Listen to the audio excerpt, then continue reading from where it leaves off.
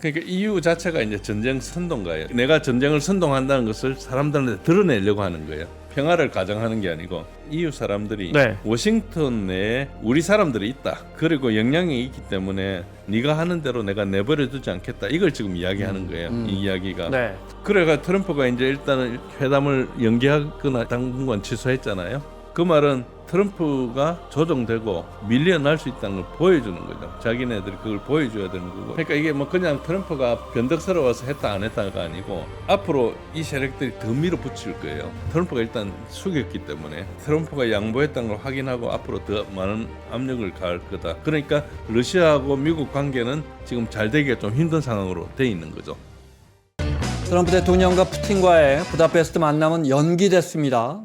취소됐다는 분석도 있고요. 트럼프 대통령 시간 낭비 같다 이렇게 이야기했고요. 젤렌스키는 여전히 토마호크 미사일을 달라고 하고 러시아에 대해서는 또 새로운 경제 제재가 가해졌는데 기름 잘 팔리고 있으니까 아직까지는 푸틴 대통령이 뚜렷하게 움직일 것 같지는 않고요. 그렇게 보면 트럼프 대통령이 갖고 있는 패도 뚜렷한 건 없어 보입니다. 자, 일단 러시아와 미국의 회담이 멈춰섰다. 이건 분명한데요. 네, 국방연구원에 계셨던 진재일 교수님 모셨습니다. 어서 오십시오. 예, 반갑습니다. 대화가 크게 끊긴 건 이제 맞는 거죠? 예, 그렇습니다. 네. 예. 일단은 이제 이 부다페스트 회담을 위해서 이제 이번 주 정도에 이제 실무 만남, 외무장관들 만나기로 했는데 그것도 전화하고 나서 그만뒀고. 아시다시피 부다페스트 회담은 트럼프가 하자고 한 것입니다. 그런데 중간에 이제 트럼프가 취소하겠다고 했으니까요. 그러니까 이제 이 지켜보는 사람들 약간 의아해하실 건데 그 말은 이제 트럼프가 압력을 받았다고 볼 수 있는 것이죠. 그럼 어떤 종류의 압력을 받았을까? 그런 게 중요하고 이게 이제 굉장히 다차원적이기 때문에 유럽에서 이제 제재도 했고.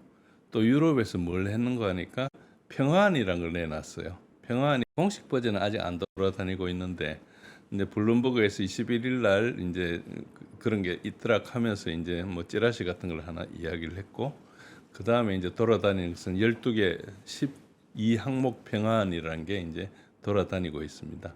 그 내용을 보면은 이제 러시아가 이미 제안한 작년 6월 14일 날 제안은 안 하고 어떤 차이가 있는지 이런 걸 좀 이해하시면은 대체로 이제 지금 이 전쟁 상황하고 제재 상황하고 이게 왜 그러는지 이런 것들을 시청자 여러분들이 굉장히 헷갈려하실 건데 그런 이유들이 조금 있습니다. 제가 이제 추정하는 이유들을 말씀드리겠습니다. 네, 잠시 후에 그러니까 교수님 보시기에는 트럼프 대통령이 만나자고 해놓고 장소까지 잡아놓고 갑자기 변경한 데는 뭔가 이후에 뭔가 움직임이 있는데 그 부분은 좀 예의 주셔야겠다. 잠시 후에 설명해 주십시오. 그 부다페스트 관련해서 왜 캐롤라인 레빗 그 대변인하고 허핑턴 포스트 기자하고 논쟁 아시잖아요. 그렇습니다. 도대체 그 부다페스트가 과거에 그 우크라이나가 핵 포기하는 대신에 이제 러시아가 침략하지 않기로 했던 그 조약에 서명했던 96년도. 곳인데, 96년도.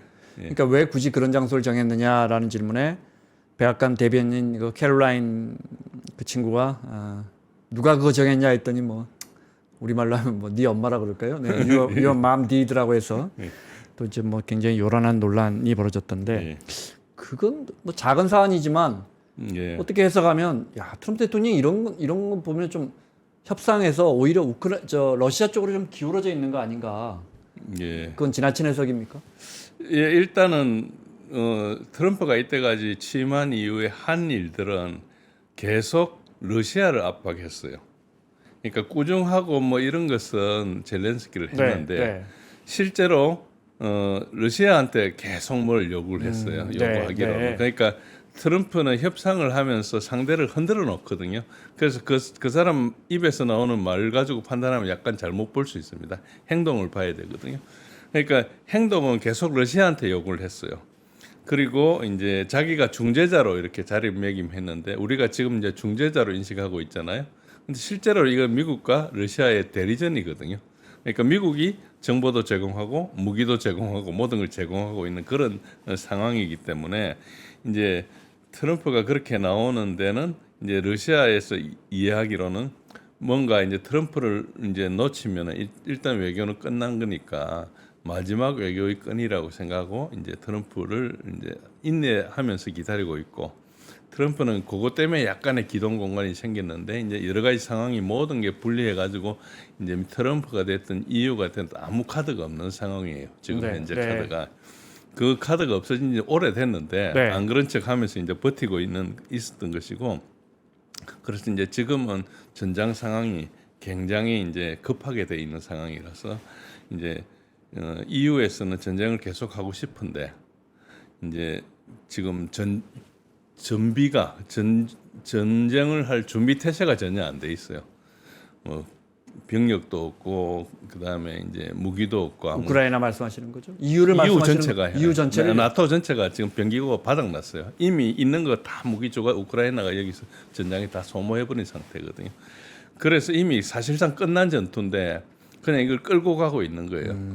그러면서 이 사람들은 특히 독일 같은 경우는 27년에서 30년 사이에 러시아하고 전쟁을 하겠다는 것이고, 본래 그게 35년까지였어요. 네. 그러다가 이제 당겨서 이제 하겠다는 것이고, 특히 이제 폭스바겐이나 뭐 아우디 같은 회사를 다 이제 군수 공장을 만들어 버렸죠. 그런 식으로 하면서 이제 경제는 피폐되고 있기 때문에 이건 일전을 하려고 모든 걸 하고 있는데, 그 사이에 우크라이나가 항복해버리면 끝나잖아요. 전쟁을 하려면 네. 또 다른 걸 해야 되니까 이제 이걸 전쟁을 계속 끌고 가기 위해서 이제 이 유럽에서는 이걸 이제 계속 그 러시아한테 어떤 협상을 못하게 타이트하게 이제 하는 것이고, 그 과정에서 이제 미국의 도움이 없으면 전쟁을 못하기 때문에 이제 트럼프를 이제 끌어들여서 네. 전쟁을 하려고 하는데, 이제 트럼프는 끼어들지 않기 위해서 네. 이제 뭐 돈은 대주, 너가 돈 대주면 우리가 무기는 줄 테니까 너가 계속해라 식으로 이제 던져놨거든요. 일단 그것만 해도 트럼프가 일단 미국의 입장을 겉으로라도 많이 벗어났죠. 자기가 실전을 하고 있으면서 이제 그걸 대리전인데도 중재자인 것처럼 이야기하고 우크라이나가 문제인 것처럼 자꾸 이야기를 하는데, 미국이 사실 끝내면 되는 거죠. 네, 미국이 네. 끝내면 그냥 오늘 그 자리 끝나는 그렇죠. 네. 그걸 못하는 여러 가지 정치적인 입장이 있는 거죠. 그러니까 트럼프 입장에서 보면은 굉장히 복잡한 상황이에요. 복잡한 상황이고 적과 아군이 미국 내에 있거든요. 그러니까 미국 내에 자기 마가 세력은 아군인데 그 외에 의회에 있는 세력들은 같은 공화당이라도 적군이에요. 이 전쟁을 계속 하자는 쪽이 굉장히 네, 많이 네. 있거든요. 근데 지금은 그 정부가 샷다운 됐잖아요.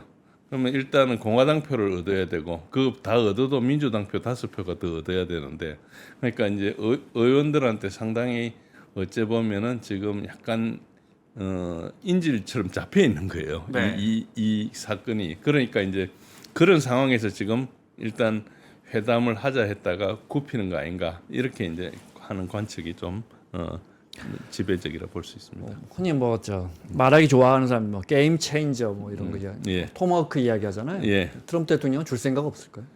토마호크 주면은 이제 트럼프의 전쟁이 됩니다. 그러니까 토마호크라는 미사일 자체는 오래된 미사일이기 때문에 그렇죠. 그게 네. 뭐 그렇게 효과는 없어요. 핵 탄두를 가졌을 때 굉장히 효과가 있는데 핵은 2013년도 이미 폐기했거든요. 공식적으로 토마호크에 핵 탄두를 장착했다는 어떤 증거도 없어요. 그래서 우리가 그게 핵일지 모르지만은 그래도 뭐 핵은 없을 거다 이렇게 생각하고 있는 것인데 이제 모르는 거죠. 네. 그건 모르는 건데, 그러니까 이제 러시아 입장에서는 그걸 이제 토마호크를 주면은 그게 핵을 달 수 있는 미사일이기 때문에 이 레벨이 달라지는 거죠. 이걸 이제 대응해야 될지 말아야 될지부터 모든 게 절차가 달라지고 핵 교리를 이제 가동해야 되는 네. 상황이죠. 그러면 그 사이에 무슨 스톰 섀도우나 이런 거하고 차원이 다른 이야기가 되거든요. 그러니까 이제 이걸 주면 이때까지 바이든의 전쟁이고 자기는 절대 안 했을 거라 그랬는데 이제 이걸 주면 이제 트럼프의 전쟁이 되는 거예요. 그래서 그거는 안 갈 거지만은 네. 흔들기 위해서 이런 거 저런 걸 던져보는 거고, 이제 그 젤렌스키는 이걸 설득하기 위해서 이제 지도까지 들고 와가지고 이제 여러 가지 설득했는데 그거는 이제 그 자리에서 이제 일단 차단을 네. 했죠. 그런데 이런 것들이 협상에서 어떤 효과가 있는 거니까 여러 가지 카드를 보여준다는 것 자체가 이제 어쨌든 그 카드가 작용할 수도 있잖아요. 그러니까 전혀 카드가 없던 상황에서 카드를 계속 만들어 나가는 상황하고 좀 비슷하게 보셔야 되고요. 게임 체인저 자체는 안 됩니다. 러시아가 이제 그 충분히 감당할 수 있고 네. 그 특히 전자전과 그리고 방공 무기가 발달해 있기 때문에 그게 뭐 큰 게임 체인저는 되지는 않지만은 분명히 하나의 레드라인을 걷는 거는 맞죠. 그래서 이제 서로 부담스러운 겁니다. 교수님 준비해 오신 슬라이드를 볼 건데요. 보면서 예. 전황 좀 자세히 들어보겠습니다. 지도를 보면서. 그런데 예. 그 전에 지도 올려주실래요? 전에 어디 보도 보니까 하루에 3,000명이 죽는다고 했는데 그게 사실 정확한 통계는 없죠. 그렇게 지금 많이 죽을까요? 러시아 국방부에서 발표하는 자료는 러시아의 국방부에서 발표한 우크라이나군 손실 자료는 하루에 한 1,500~600명 선입니다.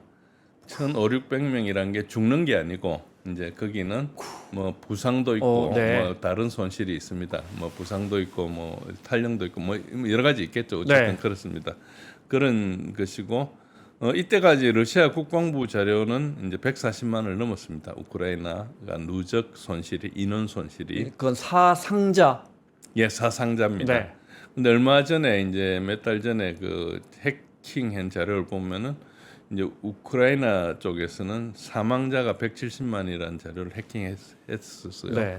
근데 이제 그것은 아직 퍼블리시를 안 했기 때문에 그건 입증을 할 수가 없고 몇 가지만 보여주고 이제 그 숫자를 이야기했기 때문에 모르는데 한 180만 명 죽었고 180만 명 부상이라는 그런 썰이 오랫동안 돌아다니고 있습니다. 금년 한 8월 지금 정도. 말씀하신 건 우크라이나. 우크라이나 사망만. 러시아는요? 러시아는 한 사망자 기준으로 한 10몇만 명, 부상자까지 합치면 그렇게 차이가 많이 납니까? 물론 전쟁이라는 게 서로 많이 죽였다고 이야기해서 정확한 통계를 알 수 없지만 차이가 납니다. 뭘 보고 네. 다른 거는 모르지만 뭘 보고 할 수 있는 거니까 시체를 교환하거든요. 네. 그 적군 시체가 우리 진영에 남아 있는 걸 수거해 가지고 이제 냉동해 놨다가 그러겠죠. 그걸 이제 교환하는데 그 시체는 이때까지 교환한 숫자가 이제 우크라이나가 한 1,000몇 명이고 러시아가 17,000 몇백 명을 줬어요. 그러니까 10배. 10배 좀 넘고요. 최근 초기에는 러시아 시체가 많았어요. 근데 2024년 이후로 보면 20배가 넘었을 거예요. 최근에는 네. 한 50대 1 정도 됩니다. 어제 교환했거든요. 네. 1,000명을 주고 이제 57명을 받아왔어요. 그러니까 네. 그런 숫자들 보면은 최근에 특히 한 2년 전부터 엄청나게 그 우크라이나가 이제 손실이 많은 거죠. 네. 그렇군요. 그러니까 우크라이나 장병들이 더 많이 죽는다는 건 알았지만 그렇게 큰 차이가 나는 건지 몰랐습니다. 지도 볼까요? 지금 전황 어떻습니까? 지금은 이렇습니다. 크게 보시면은 이 네 가지 제가 동그라미를 표시한 파란 동그라미 네 가지 지역의 전투가 좀 본격적으로 일어나고 있다고 보시면 되고요. 지금 이 시각 현재. 네. 그렇습니다. 그리고 이제 가장 중요한 지역은 이렇게 이제 타원 모양으로 그려진 저 지역입니다. 네. 저기가 돈바스의 중심부거든요. 네. 저기가 이제 가장 주된 격전지라 생각하시면 되는데 그거를 조금 더 내려오 보시면은 이제 이걸 좀 확대하면 이렇습니다. 여기 제가 이제 이 점선으로 마름모꼴로 표시한 여기가 이제 주요 작전 지역이고요. 네.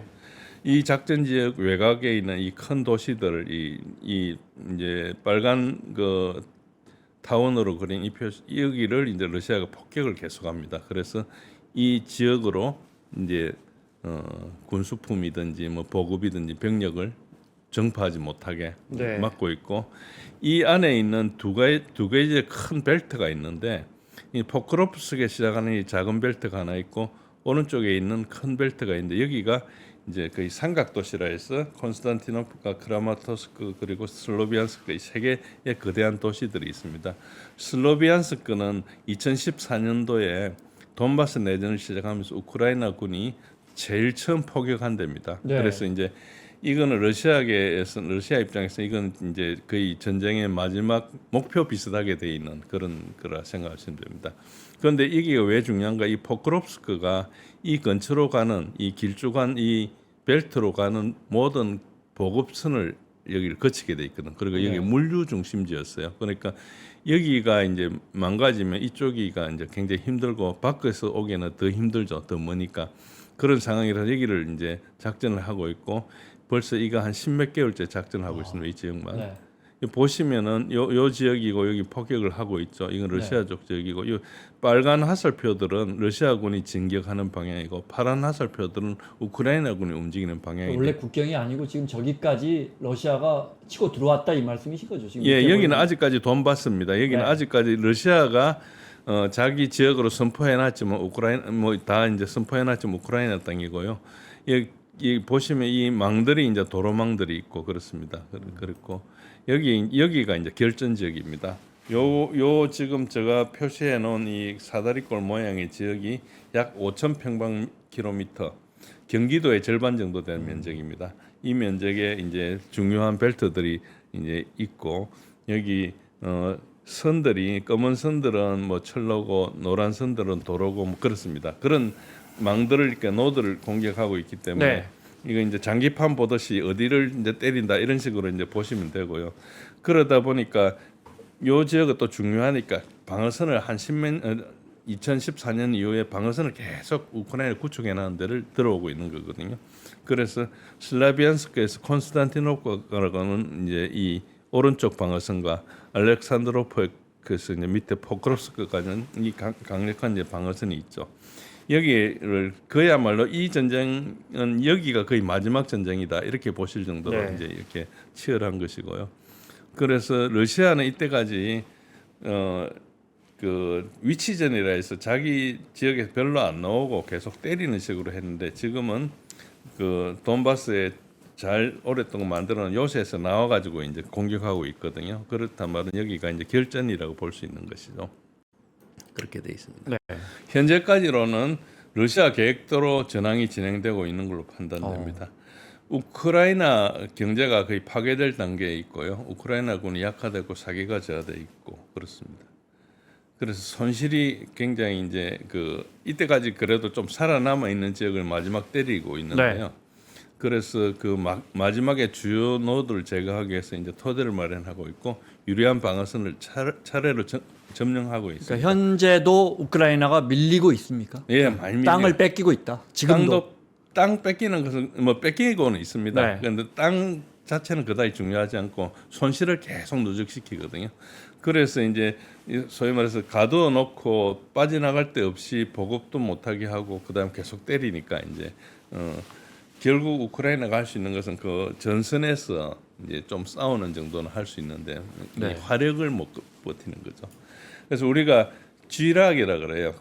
그라운드 이제 라인 오브 커뮤니케이션 그 지상 교통로의 핵심적인 철도를 대규모 공격을 해가지고 거의 대부분이 이제 이게 마비돼 있다. 그래서 이게 전부 이제 공군에 해당됩니다. 항공우주군이나 미사일 편대나 중형 그러니까 계란같이 굉장히 한 탄두가 한 90kg쯤 되는 그런 이제 UAV 같은 걸 때리는 식으로 이제 하고 있고요. 그래서 이제 거의 끊임없이 타격해가지고 지속적으로 전선에서 파괴가 돼 있는 상태고, 그래서 지금 보면은 주요 국면이 좀 정리가 되고 있다 그런 상태로 볼 수 있습니다. 네. 특히 이제 돈바스에서는 아까 보여드린 포크롭스크나 콘스탄티노프나 그다음 쿠피안스크 이쪽으로 이제 도심에 이제 러시아군이 들어가 있고요. 밑에 이제 자포로지아 쪽에서도 굉장히 활발하게 그 동안에 거의 2년 이상을 그냥 중지하고 있었는데 거기 공격을 강화하고 있습니다. 헤르손 지역에도 일어나고 있는 것 같은데 거기에 상세한 전황이 보도가 제한되는 걸 봐서 거기 상당히 민감한 어떤 작전이 있기 때문에 안 나오고 있는 걸로 추정하고 있습니다. 돈바스는 아까 말씀드린 두 개 도시 슬로비안스크하고 크라마토스크를 제외하고는 거의 점령한 상태입니다. 그래서 지금 가장 중요한 지금 포크롭스크에서는 우크라이나가 이제 너무 오랫동안 시달리다 보니까 방어 의지가 급격히 저하돼가지고 금년을 넘기기 힘들지 않을까 이렇게 생각하고 있습니다. 그 돈바스가 그 도네츠크랑 루안스크, 네, 네. 두 오블레스트를 이제 돈바스라 그럽니다. 그 두 지역을 예. 네, 사실상 다 뺏겼다. 예, 뭐 아직 지역은 돈바스 그 도네츠크에 많이 남아 있습니다. 루안스크는 다 뺏겼고 여기 네. 아직 지역은 남아 있습니다. 남아 있는데 이제 거기가 왜 좀 어려운 거 하니까 광산 지역, 공업 지역 그리고 꽤 큰 도시들이 있기 때문에 네. 우리 같으면 포항, 뭐 울산 이런 도시들이에요. 그러니까 이게 그러니까 더 뺏기면 안 되는. 그렇기도 하지만 들판하고 달라서 이제 작전하기가 되게 힘듭니다. 그러겠네요. 뭐 네. 때린다 하더라도 다 죽는 것도 아니고, 그리고 때린다 해서 우리가 러시아군이 다시 진격할 수 있는 것도 아니고, 하나하나 때리고 확인하고 들어가고 하니까 시간이 많이 걸리는 도시 지역 네. 작전이 된 거죠. 도시 지역에다가 공장 지역, 그러니까 이제 방어하는 우크라이나군 입장에서는 숨을 때도 많고 버틸 수 있는 데도 좀 많은 거죠. 뭐 비도 막을 수 있고 뭐 여러 가지 땅굴 파고 있을 수도 있고 광산에 들어가 있을 수도 네. 있고, 광산에 들어가 있으면 광산 내부를 모르는 사람들은 공격하기 힘들지 않습니까? 그러니까 굉장히 천천히 가는 거죠. 뭐 하루에 뭐 100m씩 이런 식으로 진격하는 그런 식으로 가는 거죠. 그렇습니다. 그 돈바스 지역을 알려진 걸로는 트럼프 대통령은 이것 저 러시아에 주고 싶어한다. 그리고 끝내자 이렇게 제렌스키를 설득하고 있다. 예, 그런데 그것은 그 거의 의미 없는 일이고요. 그러니까 트럼프 대통령은 러시아가 전장에서 압도적으로 이기고 있기 때문에 어떤 카드가 없어요. 그래서 이제 젤렌스키한테 영토를 포기해라. 젤렌스키는 하도 포기 안 하겠다. 그러니까 91년 영토로 돌아가겠다는 것이거든요. 그러니까 이제 러시아는 5개 크림을 포함해서 5개 주는 우리 거로 인정해야 된다. 우리가 헌법에 적어놨으니까 그런 주장을 하고 있는데 이제 맞지가 않죠. 예를 들어서 지금 현 전선에서 그대로 스톱한다는 것도 러시아가 받아들일 수 없어요. 왜냐하면 자기가 헌법에 써놨기 때문에 그것에 대해서 우크라이나가 항복을 하면은 네. 다른 데는 안 가겠다는 거거든요. 오데사나 이런 데는 안 가겠다는 거 그런 뜻이거든요. 그런데 이제 그걸 계속 안 버티면은 다음에 가서는 8개를 주를 요구할 수도 있고 뭐 키예프를 요구할 수도 있고 이제 까다로워진다고 이미 6월 달에 이야기를 했어요. 그런데 이제 트럼프가 아무리 이제 이걸 제안해도 안 되는 거죠. 그래서 영토 이야기는 약간의 잡음으로 생각하시면 됩니다. 그러니까 트럼프가 뭔가 던져보는 거죠. 이렇게 던져보고 하는 것인데 그러니까 러시아는 자기 입장을 분명히 했기 때문에 이제 받아들일 수 없고 우크라이나도 분명히 하긴 했는데 아무것도 안 하겠다는 거거든요. 91년 영토로 다 물러나고 나면 그때 이제 평화 협상을 하겠다는 거예요. 그러니까 이제 말 자체가 좀 안 되는 거죠. 제가 보도에서 본 건 뭐 정확한 게 아닐 예. 것 같은데 지금 전선에서 지금 전선에서 휴전은 젤렌스키가 받아들이겠다. 젤렌스키는 받아들일 수 있을 수 있죠. 자기는 안 하겠다 했는데 네. 그래도 이제 원체 쥐고 있으니까 그걸 받아들이려고 할 수 있는데 러시아는 안 받아들입니다. 러시아는 요구한 게 전선을 요구한 게 아니에요. 기본적으로 러시아계 사람들을 못 살게 굴었으니까 그것에 대해서 민스크 1 협정, 민스크 2 협정을 하면서 그 인권을 보관하고 이제 그 유지 인권을 고려해주고 자치권을 인정해주고 그래서 그렇게 이제 주민 투표도 하게 하고 뭐 여러 가지를 합의해놓은 게 그걸 안 지키고 계속 때렸거든요. 그러니까 이제 이 2022년도에 이제 이 러브전이 시작됐을 때도 처음에 가자마자 협상을 했어요. 이틀 후에 협상을 요구해가지고 한 6일 후에 이제 이제 벨라루스에 가서 네. 협상을 시작했거든요. 그러니까 러시아가 영토에 관심이 있었으면 협상하자면 협상을 안 했겠죠. 가서 그냥 쳐들어갔겠죠. 러시아는 그냥 혼내주는 게 목적이었다 이 말. 그러니까 러시아는 어떤 문제가 있는가? 소련이 망하고 나서부터 자기 나라 그러니까 구소련의 땅에 러시아계 사람들이 많이 가 살았는데 그게 이제 다 독립공화국이 되니까 이제 딴 나라 사람이 돼버렸잖아요. 네. 그런데 그 사람들의 인권에 대해서 과거에 그 소련 시절에 악감정이 있었던 사람들은 이런 사람들이 막 이렇게 그랬죠. 차별을 하거든요. 네, 네. 그 차별하는 게 굉장히 많아요. 그 차별 때문에 그 걔네들이 또 모여가면 회의도 하고 그래요. 그래서 이제 푸틴이 모아가지고 하면 이제 이 뭐랄까요 그 어떤 화친에 비슷한 걸 해요. 해가지고 우리 좀 잘하자는 네. 식으로 하고 하는데 그게 이제 소련이 그래도 몇십 년 동안 있었기 때문에 한 70년 동안 존재했기 때문에 그 사이에 이제 몇 세대가 이제 살아가니까 여러 가지 문제가 발생했죠. 특히 이제 그 러시아계 인권이 침해되는 곳에서는 이제 참지를 못하는 거죠. 그러니까 계속 이게 러시아 자기 나라 소련이라는 나라가 아니고 이제 러시아라는 나라고 우크라이나 같은 우크라이나 독립국가가 돼 있는데 거기에는 우리 걔가 가서 이렇게 한다 해서 우리가 이제 관여할 수 없다. 이게 푸틴의 입장이었어요. 그러니까 푸틴이 이제 법률가니까 법적으로 그렇게 돼 있으니까 할 수 없다고 이야기하는데 이제 러시아 내에 어째 보면 약간 그 강경파들은 그것에 대해서 굉장히 불만이 많았죠. 불만이 많았는데 어쨌든 계속 그 2014년도에 그런 일이 생길 때도 계속 참고 있다가 이번에 이제 그 2022년도에 이 전쟁을 하면서 아무리 해도 안 지키니까 이제 들어가서 그러면은 이제 처음에는 들어가 가지고 겁을 줘서 지키게 하겠다는 거였는데 그런 협상을 했는데 협상하다가 이제 포기하고 다시 전쟁을 했지 않습니까? 그러니까 이제 그 다음부터는 이거를 이제 얘네들은 믿을 수가 없다. 약속을 해도 지키지 않고 그러니까 내가 직접 통치를 해야 되겠다. 그 길만이 러시아계 사람들의 인권을 유지하는 것이다. 네. 뭐 그런 걸 논리로 들어갔습니다. 지금 전황으로 보면 러시아 사람들이 많이 사는 지역, 원래 러시아 쪽으로 좀 우호적이었던 지역들은 러시아가 대부분 다 병합을 했습니까? 지금 현재?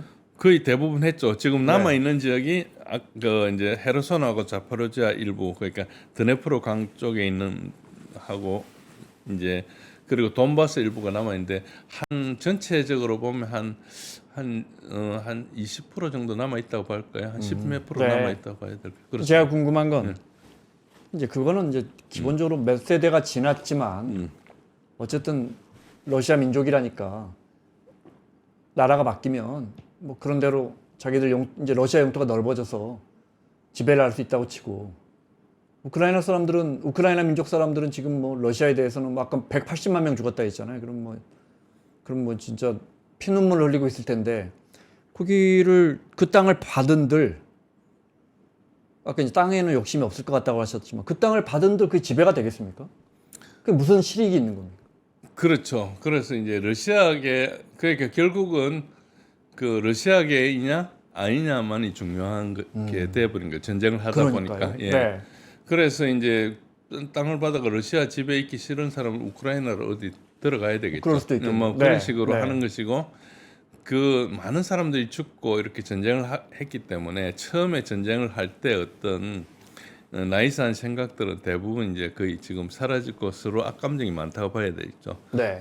그런데 또 한편으로는 전쟁을 하다가 굉장히 많이 지치니까 이게 무슨 소용이냐 이런 그야말로 우리가 우리 같이 이제 멀리 떨어져가 보는 사람들이 생각하기 힘든 여러 가지 이제 감정적인 교차가 있죠. 교차가 있는데 사실은 우크라이나가 러시아한테 저렇게 할 것은 아니거든요. 그러니까 우크라이나가 소련에 편입되면서 여러 가지 뭐 부작용도 있었고 여러 가지 뭐 소위 말해서 기아도 있었고 험한 꼴을 많이 당했지만은 그거는 소련 체제에 있는 모든 사람들 다 당한 것이거든요. 그걸 이제 자꾸 민족 감정을 앞세워가지고 이렇게 하면은 그런데 특히 우크라이나는 그 우크라이나 사람들은 그 러시아 사람들하고 별 차이도 없어요. 거의 러시아 네. 사람들인데 이제 이걸 계속 이제 부추기고 분열하고 했던 것이 이제 소위 말해서 런던의 금융 세력이라고 보는 거죠. 오늘 이제 그 말씀 좀 들어볼까요? 예. 아까 처음 말씀하신 것처럼 예. 트럼프 대통령이 부다페스트에서 푸틴과 만나서 평화 협상을 하려고 했다가 갑자기 멈췄는데 교수님 예. 보기에 이 유럽의 어떤 힘, 유럽의 어떤 세력이 영향을 갑자기 준 것 같다고 이야기를 하셨어요. 네. 예. 이제 이 부분은 이제 조금 시청자 여러분들도 들으시면은 이 굉장히 음모론적으로 들릴 수 있습니다. 그런데 네. 말씀을 안 드리면 설명이 좀 안 되는 부분이 있어서 드릴 테니까 그건 나중에 각자가 좀 깊게 파보시고요. 어쨌든 현재로는 이렇습니다. 기본적으로 이제 이제 제국주의라고 하는 그런 것들 2차 대전이 끝나고 사실상 없어졌어요. 그런데 없어졌는데도 불구하고 이제 미국은 계속해서 세계 각국에 대한 전쟁을 하고 있거든요.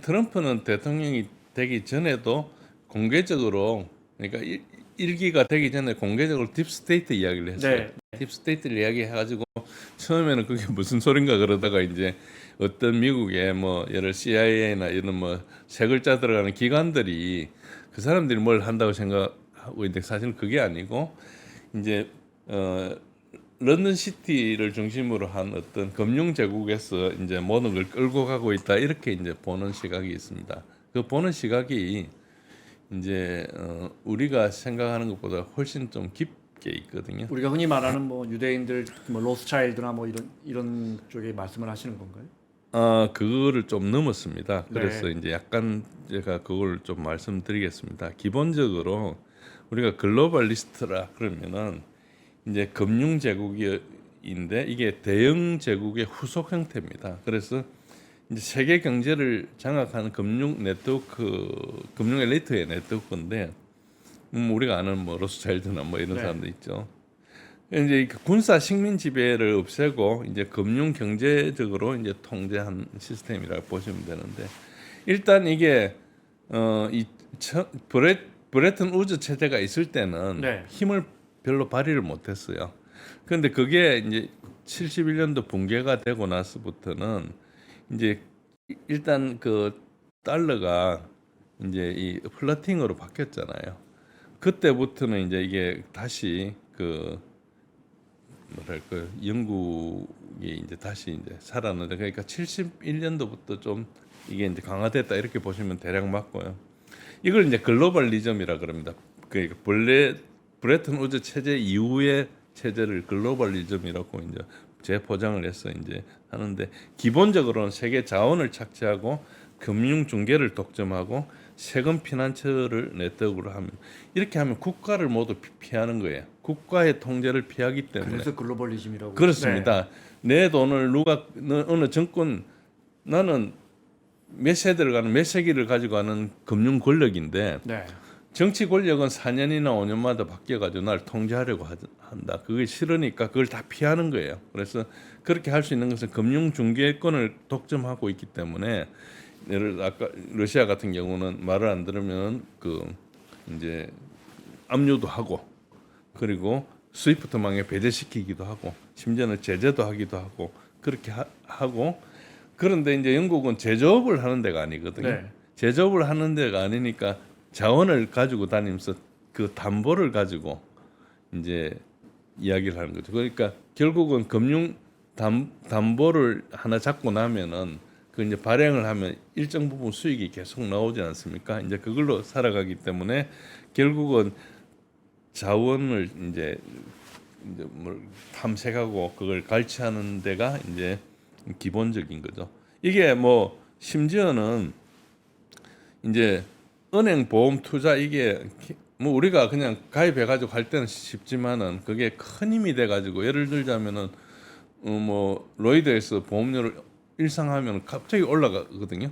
이거 뭐 이유는 들죠. 그리고 우리가 뭐 무슨 피치에서 신용 등급을 어떻게 조정하고 S&P에서 뭐 몇 달 있다가 하고 이런 식으로 연달아 하다 보면 갑자기 우리가 그 금융 비용이 올라가지 않습니까?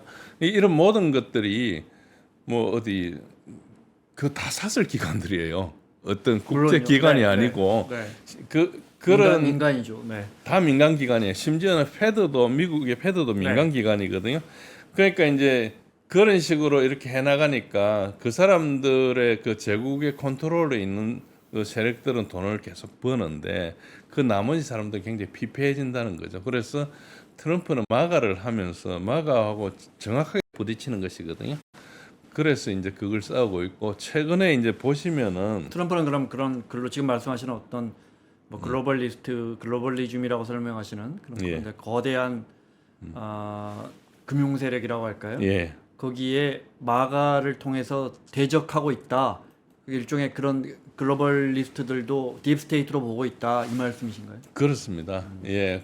지금 예를 들어서 이 1차 대전 1919년 1차 대전이 끝나고는 영국에서 두 개의 기관을 설치했는데 영국 측에 있는 것이 이제 왕립 국제문제연구소 로얄 인스티튜트 포 인터내셔널 어페어즈 아시는지 모르겠습니다. 그걸 채텀 하우스라고 그래요. 채텀 하우스란 말은 잘 아실 거고요. 미국 측에 이제 1922년도에 설정된 게 CFR입니다. 이제 그 C가 무슨 약자인지 생각 안 나냐. Foreign Relation인데요. 네. 이렇게 Center for Foreign Relation인가 뭐 어쨌든 Council of Foreign Relation입니다. 외교협회입니다. 그러니까 이거는 이제 외교협회는 어떻게 이루어지는가? 그러니까 영국은 이거를 미국의 독립을 굉장히 불행한 사건으로 보고 있어요. 영국 입장에서는. 그래서 이 독립혁명 이후에 너무 미국이 영국 컨트롤을 벗어났기 때문에 미국을 대영제국 정책에 다시 맞추기 위해서 만든 게 CFR입니다. 그래서 이제 영국이 대체로 성공했어요. 그래서 대부분의 대통령도 그걸 그냥 따랐거든요. 그래서 이제 반항한 대통령은 암살 당하거나 총을 맞거나 뭐 워터게이트 당하거나 쿠데타를 하거나 이렇게 된 거예요. 그러니까 이제 이런 부분은 거의 보도가 안 되거든요. 그래서 근데 이제 이제 이런 그런 부분을- 주장을 할 수 있지만 점점 음모론으로 그렇죠. 음모론을 예, 가죠. 뚜렷한 근거는 없는 것 같습니다. 아니 근거는 충분히 있습니다. 네. 책이나 역사적인 근거는 엄청나게 있는데 보도가 안 될 뿐이죠. 그래서 일반들이 대부분 이걸 이야기하면은 음모론자로 낙인 찍으면 거의 퍼블릭 라이프가 끝나거든요. 그러니까 자기가 네. 혼자 살아가는 거죠. 그러니까 이제 이걸 이야기를 보통 안 하죠. 뭐 어떤 학자들이 이걸 이야기하거나 그러지는 않고 이제 뭐 은퇴한 사람들이라나 이런 사람들이나 이제 탐사 보도 기자들이 하는데 이게 왜 이걸 왜 알 수 있는가 하니까 트럼프는 연준도 그렇게 글로벌리스트 기관으로 생각하기 때문에 지금 연준을 파월 의장을 엄청 공격하잖아요. 네. 그러니까 트럼프는 보통 공격할 때 자기가 썩어 빠진 놈이라 생각하면 공격을 안 해요. 보통은 그냥 뭐 이런 사람들 대충 좋은 말로 하고 하지만은 자기 적은 확실히 공격하거든요. 그러니까 이제 인식이 그런 거죠. 그래서 뭐 이런 부분은 더 설명드리면은 여러분들이 헷갈릴 거니까 그냥 다음에 제가 다른 기회에 설명드리고 오늘은 사례만 말씀드리겠습니다. 지난 10월 17일 날 피터 나바로가 CFR에 갔어요. CFR에 가서 연설을 했는데 그 연설한 내용을 제가 일부를 영상에 옮겨놨습니다. 이미지. 네. 뭐라 했는가 하니까 외교협회의 친절한 초대에 감사드린다. 제가 백악관에 추진한 거의 모든 정책을 반대한 청중 앞에서 말할 수 있는 건 늘 있는 게 아니고 네. 그러나 솔직히 이야기해서 CFR은 반 관세 반 트럼프였고 미국 우선 외교 정책을 무조건 반대했지 않느냐. 그리고 네. 무역 균형 회복이나 산업 기반을 재건하거나 나토 동맹을 강화하거나 중동에서 같은 평화 협상이나 이런 것 그런 네. 걸 포함해서 세계 무대에서 미국의 주권을 재천명하는 걸 모두 반대했다. 그래서 결국은 월스트리트하고 CFR이 짜고 국경 개방이나 값싼 해외 노동력이나 보조금을 받는 수입품을 사랑하는 다국적 기업들과 이렇게 편하게 결혼한 이데올로기를 구성한다고 비판을 했어요. 이거 가가지고 지금 CFR에서 이야기한 겁니다. 그래서 CFR은 런던시티가 미국에 설치한 일종의 총독부라고 이 지금 미국의 대통령의 내각이 생각하는 거예요. 그러니까 네. 이거는 음모론 제가 이야기하는 음모론 아니고 그러니까 저 일종의 총독부라는 말도 나바로가 했습니까? 총독부란 이야기는 안 했지만 내용이 그렇다는 거죠. 그러니까 모든 걸 반대한다. 미국에 도움되는 거. 그러니까 적어도 이 CFR이 어떤 기관이냐는 이야기 안 했지만 네. 자기의 미국 우선에 완전히 반대하는 기관이라는 것은 이야기했죠. 네. 예, 요 밑에 있는 건 제가 다른 말씀이니까 네. 그냥 뭐 그걸 좀 신뢰 안 해도 됩니다. 그리고 지금 그리고 며칠 있다가 호주하고 미국의 리튬 강성 개발 그랬죠. 협정을 했어요. 네. 그걸 하면서 이게 사람들이 자꾸 중국의 히토리 때문에 이걸 하는 걸로 생각하는데 진짜 표적은 영국이에요. 이 왜 영국인가 하니까 여기 지금 알바니지 총리하고 만나서 서명을 했어요. 성리를 하면서 홀 총리가 뭘 이야기했는가 하니까 우리는 그냥 캐서 수출하는 게 아니고 가공하고 미국하고 호주 합작 산업 벤처를 만들어서 호주에서 하는 거다. 이걸 이야기했고요. 네. 즉 뭔가 그러니까 트럼프는 호주에 상호 이제 산업 개발을 기반한 파트너십을 제안한 것이거든요. 그런데 이 호주가 이때까지 어떻게 거예요? 리튬 생산이 전 세계 공급의 52%를 차지하는데 자기가 가공을 안 해요. 퍼다가 중국에 있으면 중국에서 가공을 하거든요. 네. 그러니까 그걸 다시 배터리 만들어 엄청 비싸게 사는 거예요. 다시 자기 이걸 이제 팔아가지고 이게 이제 영국이 수백 년간 해온 방식이거든요. 정치적 경제적 통제를 해가지고 원자재를 추출하고 산업개발 억누르고 그리고 국가들이 외국 제조업에 연구하게 의존하게 하는 거예요. 그래서 이제 요 직전에 이제 총리하고는 이게 이제 알바니지 총리는 굉장히 달라가지고 중국하고도 친하면서 미국하고도 이 사업을 하고 굉장히 다변화를 하고 있거든요. 그런데 요걸 똑같은 걸 했던 사람이 누군가 하니까 50년 전에 고프 히틀람 총리가 자원 의해서 경제 주권을 행사하려다가 이제 그때는 영국 총독이 있었어요. 호주. 네. 그래가 존 크한테 해임을 당했어. 그때 총리였는데 그리고 야당 총수를 임시 총리로 임명을 했죠. 이게 계기가 돼가지고 86년에 호주가 영국과 법적으로 분리됩니다. 그래서 총독이 없어진 거거든요, 사실상. 그런 식으로 이제 했는데 왜 그러면은 휘틀람 총리는 해임을 당하고 트럼프는 될 것이냐?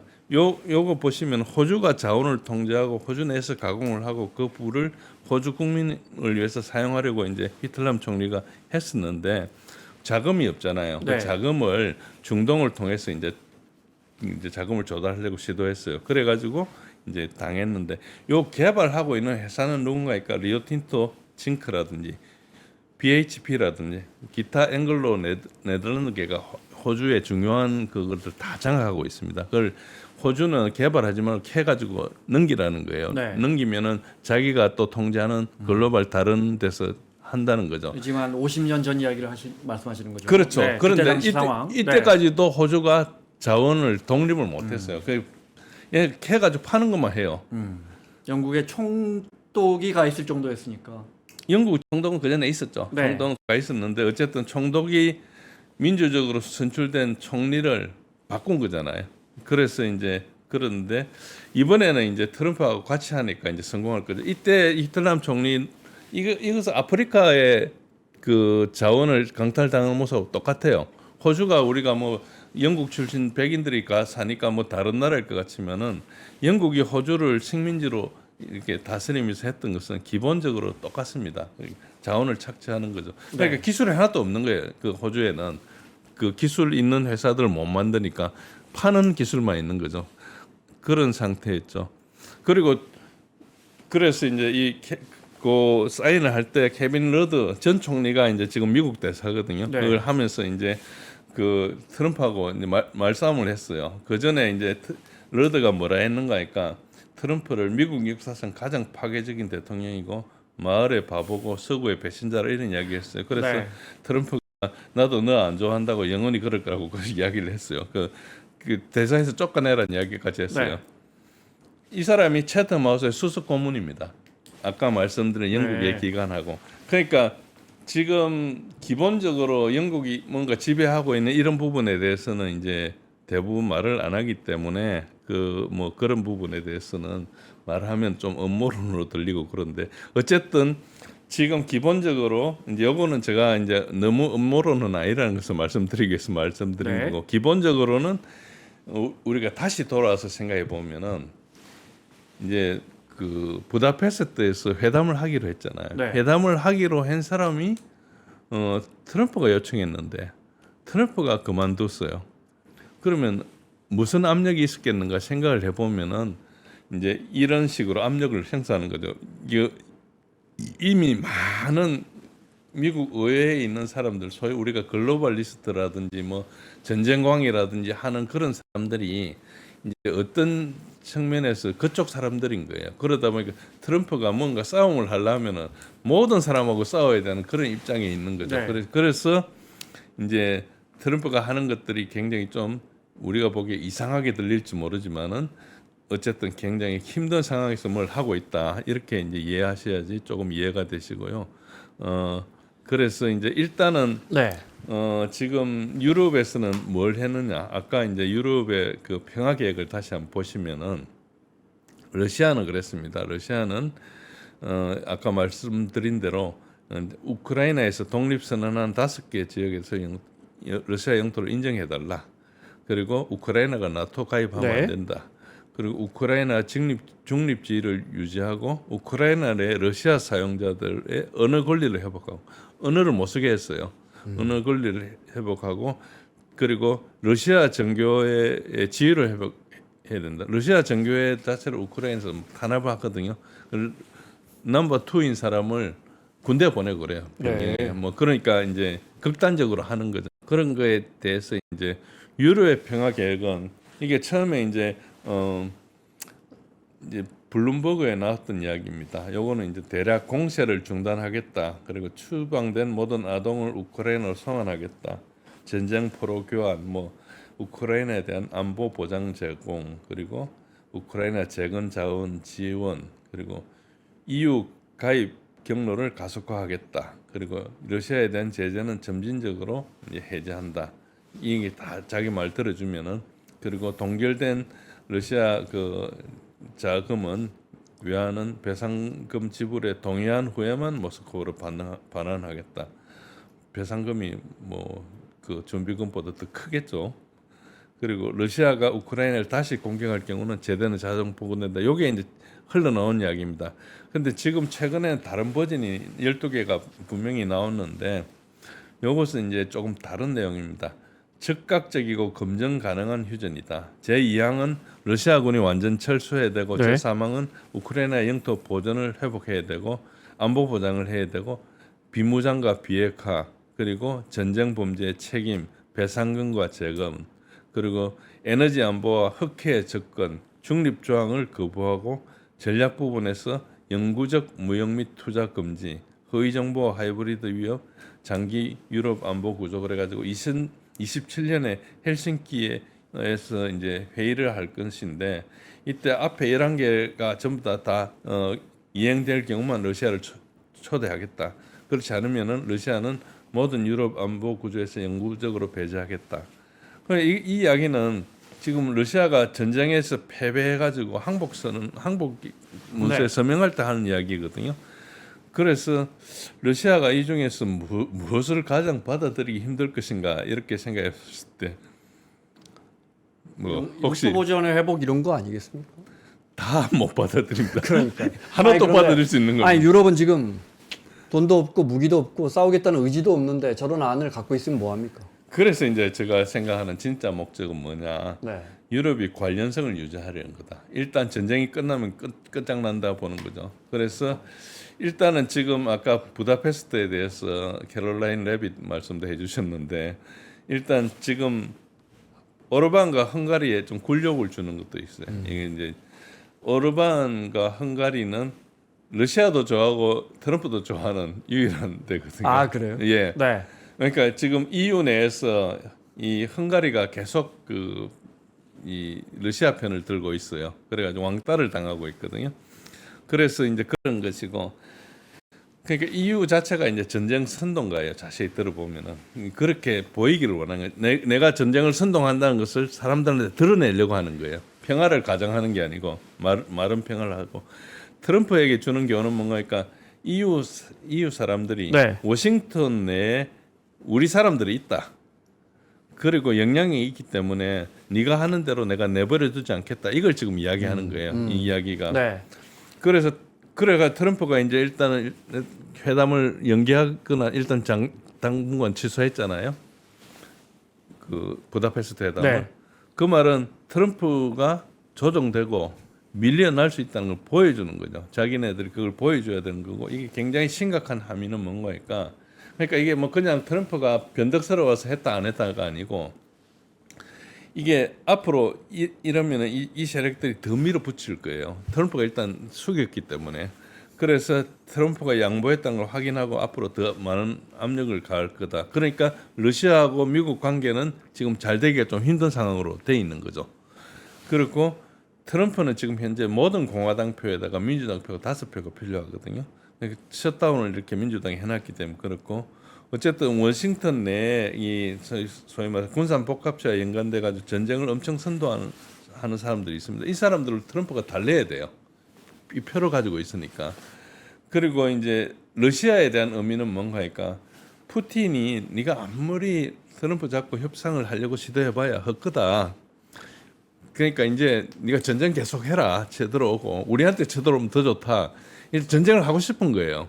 전쟁을 하고 싶은데 푸틴이 안 들어가고 계속 그 우크라이나 그 구석에서 깔짝거리고 있으니까 뭔가 명분이 안 쓰잖아요. 뭔가 돈을 투자해가지고 이제 전쟁을 해야 되는데, 그래서 이건 이제 그걸 푸틴한테도 좌절을 시키는 거죠. 그래서 이제 이미 내부적으로도 러시아 내에서도 이미 이제 이 푸틴이 너무 평화주의적이다, 이제 힘들다 이런 여론이 있기 때문에 이제 러시아의 여론도 끌어올리는 것이죠. 결국은 러시아는 지금 명시적으로 거의 트럼프의 반대에 속하고 있어. 일반 국민들은 이게 이제 트럼프가 뭔가 할 것 같았는데 못 하니까 외교적 수단 이만큼 했으면 됐지 않느냐. 그러니까 이제 뭐 하르키프, 뭐 키예프, 오데사로 가자. 뭐 이런 이야기를 하고 있거든요.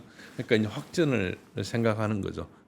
지금 전쟁을 해야 됩니다. 그러면 그 구도대로라면 교수님 설명대로라면 지금 휴전이나 평화협상으로 가는 건 사실상 물 건너갔다. 일단 지금 막힌 거죠. 트럼프가 유일하게 그래도 협상 테이블에라도 앉혔는데 네. 이제 일단 트럼프가 뭐 처음에 뭐 푸틴하고 젤렌스키를 만나게 하려는데 그건 아무 소용이 네. 없었고 자기가 끼어들어가 걸 하겠다고 이렇게 했는데 이제 그거 자체를 좀 좌절시키는 그런 상황이죠. 그래서 아까 설명해 주신 그 뭐 글로벌리스트라고 할까요? 네. 네. 그 이제 그렇게 규정해 주셨는데 트럼프가 그 사람들의 압력을 받아서 회담을 포기했는지 아니면 보도된 대로 푸틴과의 전화 통화를 해봤더니 푸틴이 꼼짝도 안 할 것 같으니까 이건 시간 낭비다 생각했을지는 확인은 할 수 없고 그냥 가정에서 생각하시는 거죠. 그러니까 그 가정은 분명한데 두 번째는 아니라는 증거가 분명히 있습니다. 트럼프가 푸틴한테 부다페스트에서 만나자 했잖아요. 네. 만나자 했을 때 푸틴이 그렇게 오케이 만나자 했을 때는 트럼프가 분명한 제안을 했거든요. 그러니까 아무것도 없이 그냥 만나지는 않거든요. 보통 정상들은 어느 정도는 뭐 하나라도 합의할 게 있으면 만나죠. 그렇죠. 네. 뭔가 이렇게 진전시키려고 만나는 거예요. 그러니까 처음 만난 게 알래스카고 그 전에 뭐 전화를 하고 이렇게 했지만 그렇죠. 처음 만난 네. 건 알래스카고 그 다음에 이제 그 여러 가지 뭐 알래스카는 끝났다는 주장에도 불구하고 일단 다시 만나기로 했잖아요. 그러니까 분명히 푸틴한테 그 트럼프가 뭔가 제안한 게 있어요. 네. 그 제안이 수용 가능하다고 생각했기 때문에 그걸 바탕으로 다른 걸 하려고 만나고 했는데 트럼프 스스로가 포기했거든요. 그러니까 이거는 푸틴에서 거부한 것은 아니죠. 그러니까 두 번째 가정은 아닐 가능성이 굉장히 높죠. 그러다 보니까 첫 번째 가정에 대해서 이렇게 하는 네. 거고. 네. 그래서 그거 외에는 설명할 방법이 없어서 지금 이제 이렇게 하고 있는데 지금 그 외에는 공개된 거로서는 네. 아무것도 알 수가 없어요. 공개된 정보. 알겠습니다. 그래서 저희가- 뭐 이렇게 한 거니까 네, 네.